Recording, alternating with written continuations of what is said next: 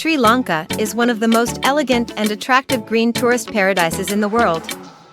Our country is an island surrounded by the Indian Ocean and located near to South India. It has been very popular as the pearl of the Indian Ocean and fortress of Theravada Buddhism. Today, Colombo is the biggest commercial city and the legislative capital is Sri Jawaharlal Kotte. In Hala, Tamil, Muslim, Burgher, Malay and other minority people live here. Sinhalese are the majority. All are very peaceful. There are so many things here for tourists to visit and enjoy.